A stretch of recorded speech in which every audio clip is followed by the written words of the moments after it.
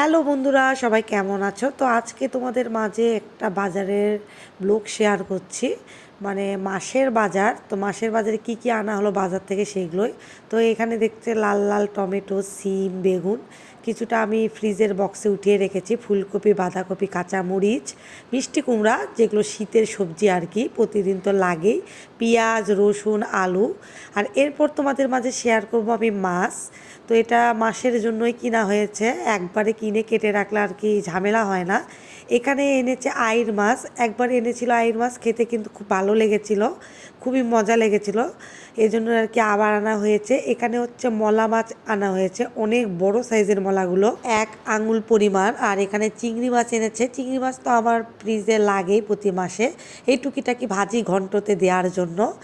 আর এই যে বড় বড় ট্যাংরা মাছ এনেছে, ট্যাংরা বলে না, এটাকে গোলসা বলে। তো এই যে সবগুলো আর কি ঢেলে নিলাম, এখন এগুলো কুটে বেছে রাখবো ফ্রিজে।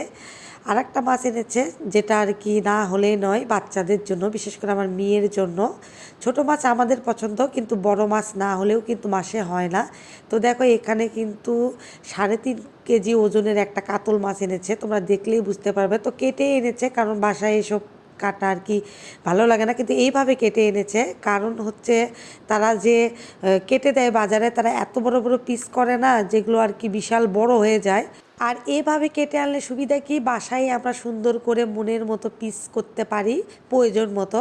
তো যাই হোক, এই হলো হচ্ছে মাসের বাজার। শাক সবজি মাছ এগুলো দিয়ে মোটামুটি আমার 20-25 দিন চলে যাবে। আবার তো মুরগির মাংসও কিনতে হবে, মোটামুটি এটা দিয়েই পুরো মাস আমার ভালোভাবে চলে যাবে। তো এই বাজারের ব্লগটা কেমন লাগলো জানিও, আর ভালো লাগলে লাইক কমেন্ট শেয়ার দিও, ফলো দিও। টাটা বন্ধুরা, বাই বাই।